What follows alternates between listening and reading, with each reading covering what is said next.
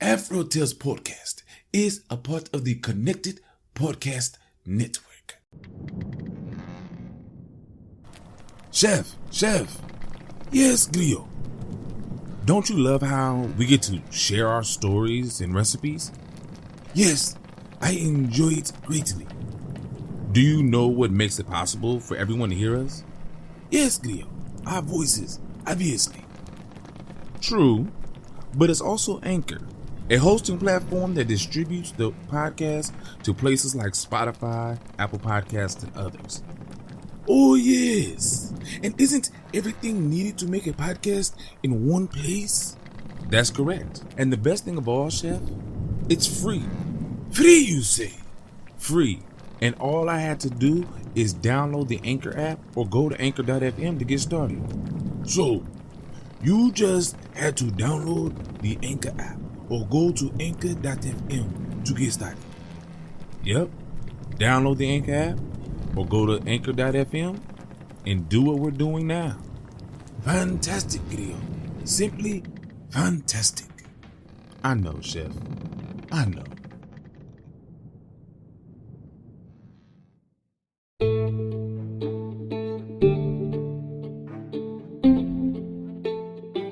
Hello and welcome. I'm Aman Mazingo, and this is the AfroTales Podcast, a show that will explore the folklore, tales, myths, and legends of the African diaspora. Today we stay in the American Southwest. We get another story about these frenemies, enemies, old lost friends, whoever they are to each other, Brer Rabbit and Brer Fox. So sit back, relax, and listen to the story. Aint No Chicken.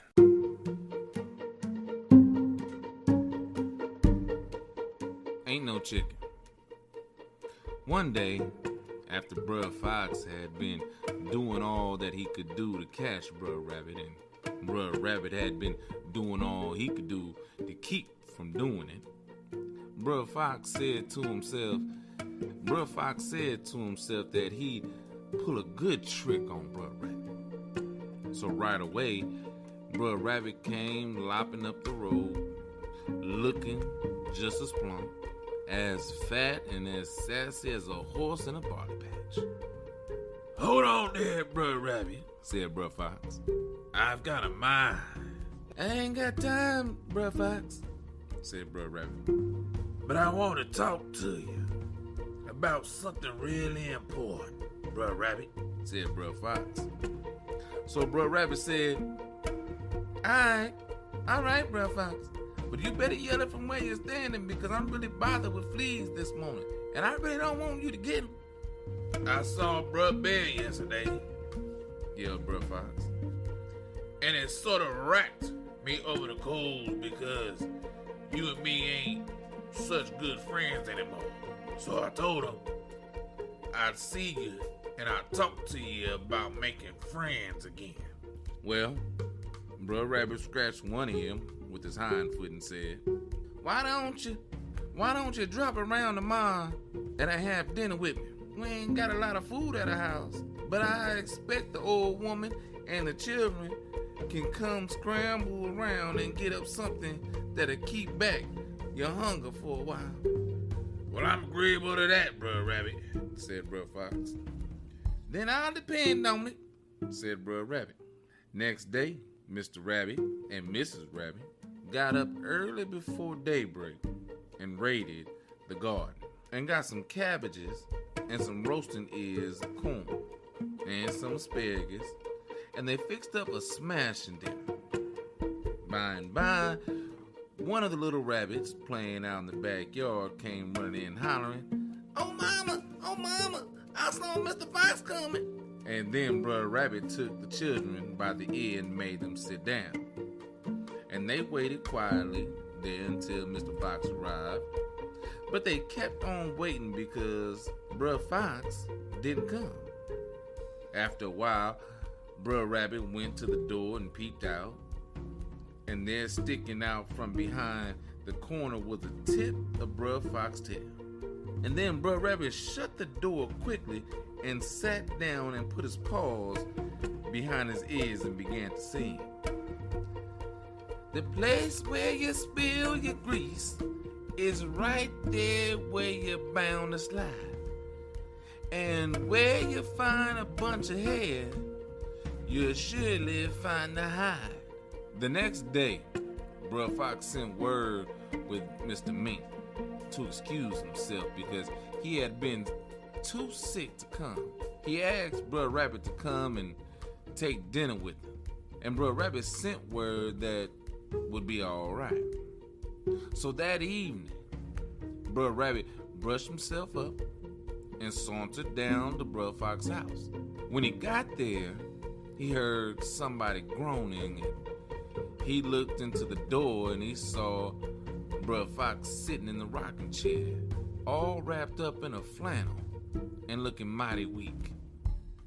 Brer Rabbit looked all around, but he didn't see any dinner. The dishpan was sitting on the table, and close by was a carving knife.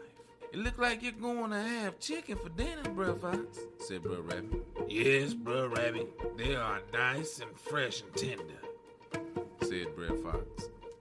Then Brer Rabbit sort of pulled his mustache and said, You don't have any calamus root, do you, Brer Fox? I've gotten so that I can't eat any chicken without it being seasoned up with calamus root. And with that, Brer Rabbit leaped out of the door and dodged among the bushes and sat there watching for Brer Fox.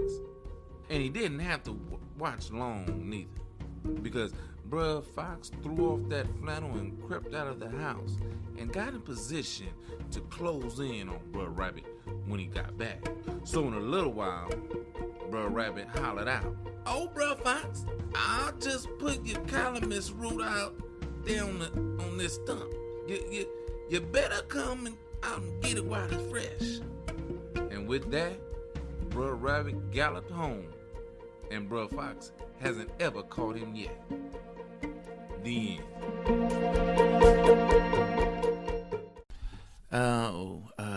These two. What can you say?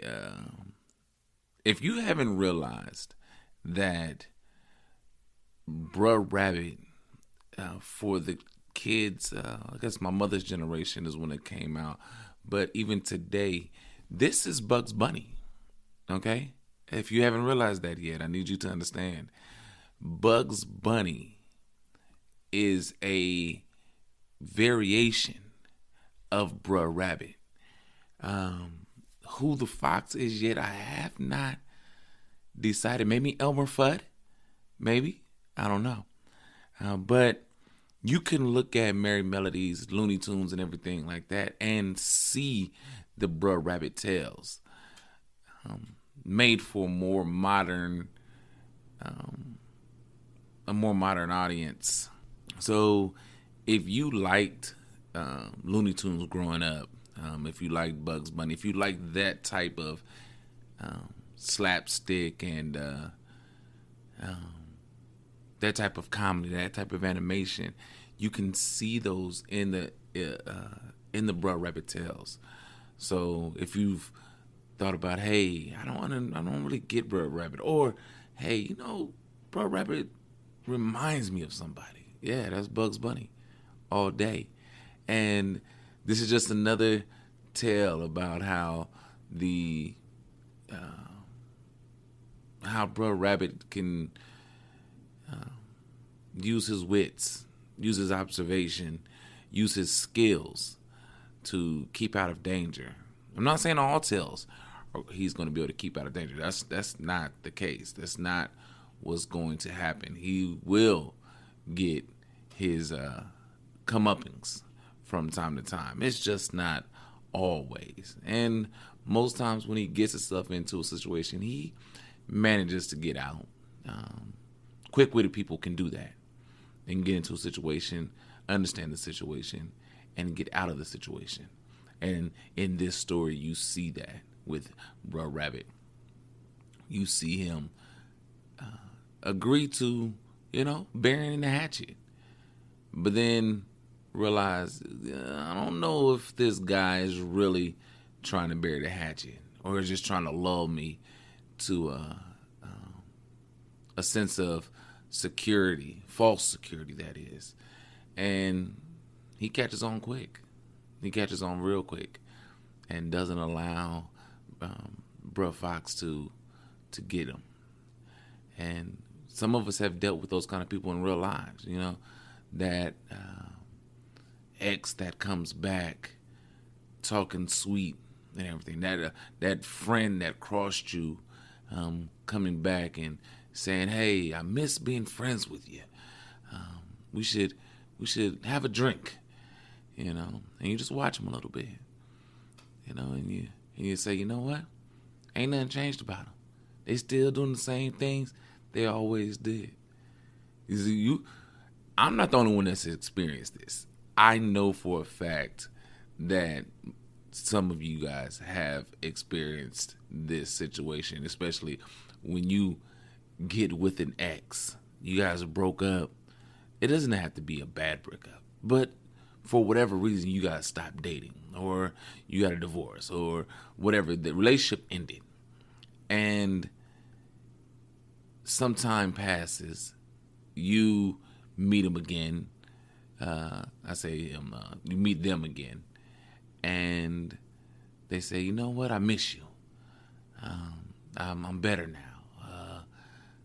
Let's try it again." And you do. And you try it again. You let them back in your life. And after a while, you realize you're the same. You haven't changed. I'm out of here. Sometimes it takes us that long to let people back in our lives and for them to hurt us again, for us to realize ain't nothing changed about them. Be like Brer Rabbit, though. When that person tries to come back, be like Brer Rabbit. Be skeptical. Be cautious. And look at everything that's going on and say, is this a change or are they the same? And if they're the same, be like Brer Rabbit and get out of there. All right? Well, thank you for listening to the story. Thank you for listening to this podcast. I appreciate it. And until next time, have a great day.